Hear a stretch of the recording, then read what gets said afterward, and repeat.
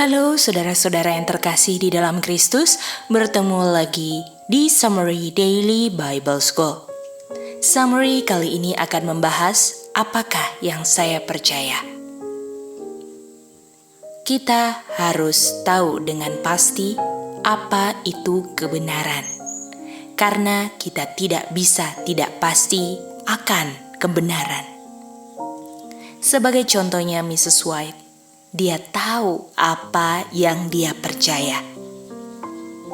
Dan yang sudah pasti, yang dia percaya adalah apa yang benar. Pertanyaannya, dari mana saya tahu yang benar? Sesuai Yesaya 8 ayat 20, itulah patokan kebenaran kita. Artinya, kalau saya tidak tahu law and testimony, saya tidak pasti dengan posisi saya akan kebenaran. Ingat, kita tidak bisa pakai yang bukan patokan. Oleh karena itu, saya harus tahu apa patokannya. Dan ini patokan yang mati, yang ujungnya tidak mematikan. Kita harus ada rencana. Apa patokan kebenaran itu? Dan saya akan hidup berdasarkan patokan kebenaran itu. Dan kita tahu bahwa di Alkitab banyak sekali cerita tentang mati syahid. Orang-orang yang mati syahid itu karena mereka tahu bahwa mereka sudah memiliki kehidupan kekal. Sehingga ketika mereka sudah yakin dan percaya mereka memiliki kehidupan kekal, kematian bukanlah hal yang menakutkan untuk mereka. Setan mau memisahkan orang-orang yang mati syahid ini dari kehidupan kekal dengan memberikan ancaman kematian. Orang yang tidak takut akan ancaman setan harus mengenal Kristus dan menjadi satu dan sangat mengasihi Kristus. Tidak bisa saya mengasihi dan rela mati untuk sesuatu yang saya kurang mengerti. Oleh karena itu, saya harus cinta akan hal tersebut, sehingga saya lebih baik mati daripada terpisah dari kehidupan kekal. Jadi, orang yang tujuannya mau selamat harus ada patokan. Jangan cuman hit and miss, atau jangan kadang ngerti, kadang enggak. Jadi saya harus punya tujuan akhir. Ketika dikatakan di Matius 6 ayat 33, ketika saya cari dahulu kerajaan Allah dan kebenarannya, semuanya dijamin Tuhan yang lain. Yang penting sekarang saya percaya dan melakukan apa yang benar. Jangan hit and miss akan Tuhan punya janji. Ataupun kita tidak mengerti apa maksud firman Tuhan. Artinya kalau kita hit and miss, kita tidak tahu apa tujuan hidup kita. Kita tidak serius akan apa tujuan hidup kita. Tetapi walaupun kita tidak serius akan tujuan kita, tapi pengharapan kita seserius orang yang mau selamat. Tetapi pengungkapan kita berbeda dari orang yang mau selamat. Yang paling penting di sini adalah saya tidak mau salah instruksi. Karena kalau saya salah instruksi, saya akan salah hasilnya pula. Saya harus fear and trembling dalam memperlakukan keselamatan saya. Kita mau mengambil contoh betapa pentingnya instruksi. Contohnya ketika berjalan di seutas tali. Dan kita tahu bahwa ada yang berhasil ketika berjalan di atas tali. Dan kenapa dia berhasilnya adalah karena dia mengikuti instruksi. Dan sekarang giliran saya untuk berjalan di seutas tali. Dan ketika saya berjalan, saya tidak ikut instruksi. Angin mulai bertiup. Dan saya mulai akan terjatuh. Di posisi tersebut, saya akan percaya siapa saja yang bicara kepada saya. Kalau orang bilang A, saya ikut A. Kalau orang bilang B, saya ikut B. Itu terjadi karena saya tidak tahu instruksi. Karena kalau saya tahu instruksi, saya tidak perlu percaya siapa saja karena saya tahu instruksinya. Dan instruksi saya adalah the law and the testimony. Dan saya tahu ada orang yang berhasil berjalan di atas tali. karena dia sudah jalankan instruksinya to the very letter, yaitu Tuhan Yesus. Artinya, Yesus adalah pola saya. Saya harus ikut Tuhan Yesus. Walaupun saya ketika ikut instruksi yang diikuti Tuhan Yesus, saya tidak mengikuti instruksi keluarga saya. Saya tidak ikut instruksi teman saya, siapapun manusia di dunia ini, karena saya ikutin instruksi yang dijalankan Tuhan Yesus. Walaupun saya tidak ikuti instruksi keluarga saya, nothing personal. Bukan saya tidak suka dengan keluarga saya, tapi inilah kehidupan saya. Ini pilihan saya untuk ikut instruksi karena saya ada tujuan hidup. Kalau instruksi keluarga saya tidak sesuai dengan the law and testimony yang Tuhan jalankan, saya tidak akan ikuti instruksi keluarga saya. Karena manual booknya adalah the law and the testimony. Pertanyaannya sekarang, apakah saya hidup berdasarkan the law and testimony? Kalau saya tidak hidup berdasarkan the law and testimony, janganlah heran kalau saya hilang.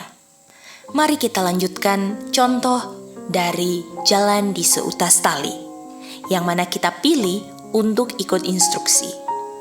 Sementara saya jalan di seutas tali, semua kebiasaan saya yang enak dilakukan akan bertentangan dengan instruksi. Ketika angin bertiup, saya punya kebiasaan untuk buat kebiasaan saya yang tidak ikut instruksi. Dan ketika itu, pilihan sayalah untuk ikuti instruksi atau buat kebiasaan saya. Dan instruksi itu bertentangan dengan saya punya daging. Artinya, dengan adanya sinful flesh saya harus lebih bergantung dengan instruksi. Dan saya harus tahu dan ingat bahwa ada yang sudah pernah lewat seutas tali ini dan tembus tanpa tergores sedikit pun. Artinya saya pun bisa untuk berjalan di seutas tali bila saya ikutin instruksinya. Jadi yang paling penting adalah apa yang instruksi bilang. Karena instruksilah yang buat saya tidak jatuh dalam keadaan apapun. Saudara-saudaraku, kita perlu memikirkan hal-hal ini karena hal ini adalah keselamatan. Ingat, kita harus ada patokan hidup. Dan sebelum ada patokan hidup, saya harus ada tujuan hidup. Karena buat apa ada patokan hidup kalau tidak ada tujuan hidup?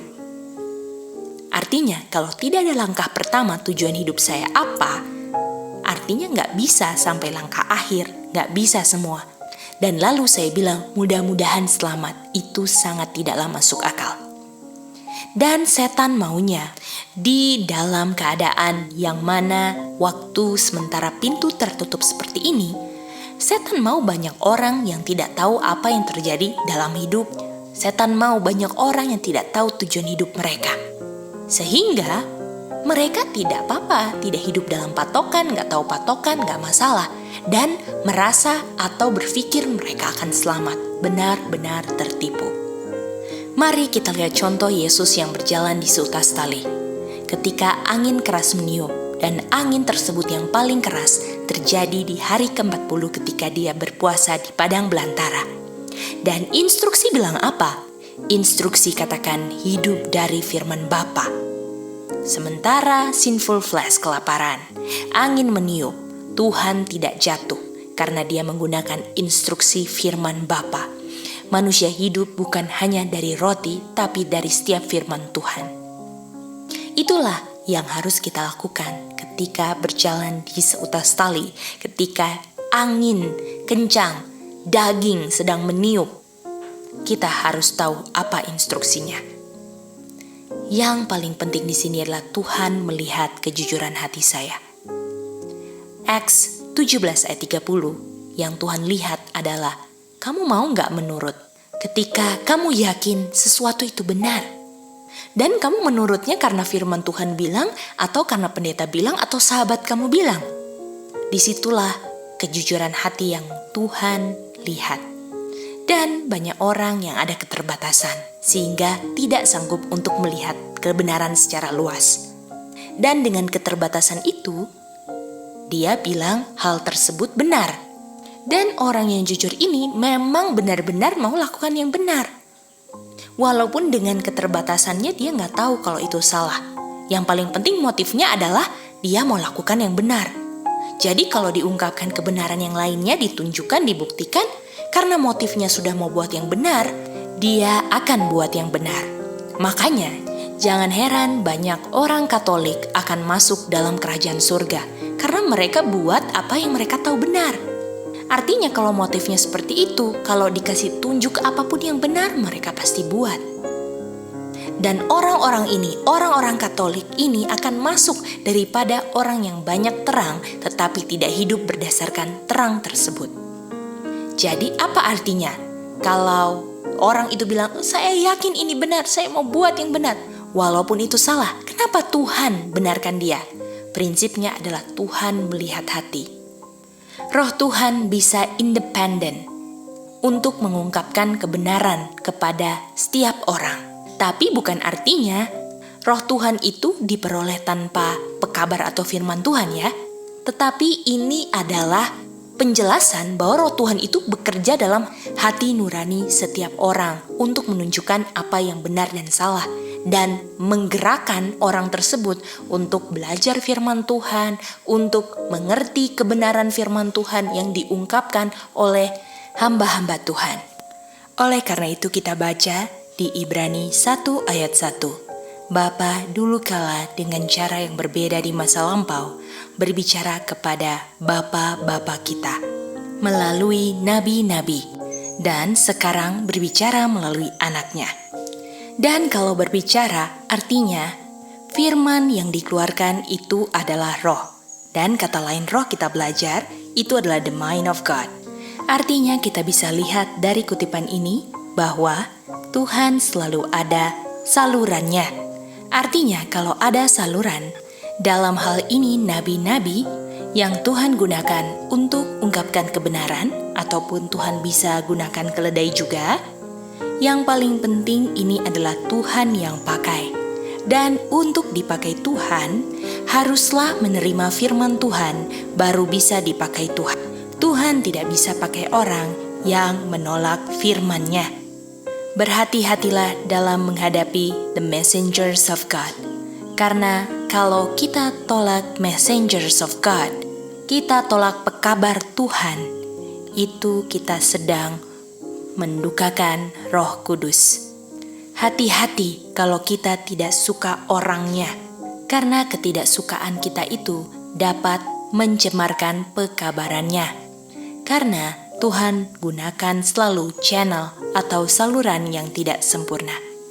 Jadi, cara saya menerima yang benar itu berbagai macam. Kalau saya menolak salah satu cara untuk saya bisa menerima kebenaran, artinya saya menolak roh Tuhan. Dan cara Tuhan berbicara kepada kita yang paling bisa diakses adalah melalui firman atau Alkitab. Dan inilah caranya untuk kita dapat mengerti the mind of God. Tuhan membuka pikirannya, the mind-nya melalui firman-Nya. Karena saya tidak pernah mengerti the mind of God. Dan kita tahu firman itu keluar dari otak atau the mind. Makanya Tuhan bilang, let this mind be in you. Artinya, waktu saya sedang belajar firman Tuhan, Tuhan sedang mau mengkomunikasikan pikirannya kepada kita. Kalau saya menolak itu, saya tidak punya the mind of God. Saya memiliki the mind of the enemy of God. Tetapi Tuhan mengungkapkan apa yang menjadi pikirannya di 1 Korintus 2 ayat 10 melalui pekabarnya. Artinya pekabarnya menerima rohnya yang mengungkapkan the mind of God. Artinya kalau mau terima rohnya ya melalui pekabarnya. Sama seperti kita tidak tahu apa yang dipikirkan orang lain kalau orang tersebut tidak bicara. Begitu juga kalau Tuhan tidak pernah ungkapkan melalui nabinya dan lain-lain, kita tidak pernah tahu apa itu the mind of God. Kesimpulannya, kalau saya tidak belajar firman Tuhan, saya tidak pernah tahu apa itu the mind of God. Dan yang Tuhan mau ungkapkan adalah Dia punya spirit dan Dia punya knowledge. Dan kalau kita tolak the knowledge yang Dia mau komunikasikan, my people are destroyed Umatku dibinasakan karena kurang pengetahuan, lack of knowledge. Dan karena mereka tolak saya akan tolak mereka. Makanya sering sekali dibilang, make sure kalau belajar kamu ngerti. Karena kalau tidak mengerti firman Tuhan, dijamin untuk hilang karena kita nggak tahu instruksi keselamatannya apa. Di dalam Yakobus 1 ayat 22 sampai 25 dikatakan, jadilah pelaku firman Tuhan. Apapun yang Tuhan kirimkan melalui channelnya, salurannya harus kita lakukan. Kalau seorang cuma mendengar saja tetapi tidak melakukan, itu sama seperti memandang wajah di cermin lalu dia lupa apa yang dia lihat. Maka sering dibilang ulang-ulang yang kita pelajari. Karena kalau kita tidak ulang-ulang kita akan lupa. Jadi semua yang dibilang ini berdasarkan Alkitab, bukan karena mau mempersulit hidup kita aja karena kita disuruh ulang-ulang. Artinya saya nggak pernah tahu atau saya akan lupa kalau saya tidak ulang-ulang. Saudara-saudaraku, yang dikejar di sini adalah apa yang ada di dalam pikiran saya. Dan yang di pikiran saya, make sure adalah kebenaran. Kebenaran yang bukan hanya didengar, terus kita tidak ingat. Lalu dikatakan di ayat 25, barang siapa lihat kebenaran, dia harus continue untuk menjadi pendengar yang tidak lupa. Dan dia yang tidak lupa adalah dia yang melakukannya. Kalau saya mengerti kebenaran, saudara-saudaraku, saya artinya mengerti apa yang Tuhan mau komunikasikan kepada saya. Dan yang dikomunikasikan kepada saya adalah the deep thing of God. Dan the mind of God inilah yang lead saya sementara saya hidup di sinful flesh. The mind of God inilah instruksi saya ketika saya berjalan di seutas tali. Makanya selalu dikatakan, let this mind be in you. Terima kasih sudah mendengarkan summary kali ini. Kita bertemu di summary berikutnya. Semangat untuk mengerti dan cari tahu apa yang benar untuk kita lakukan dan praktekkan dalam hidup kita.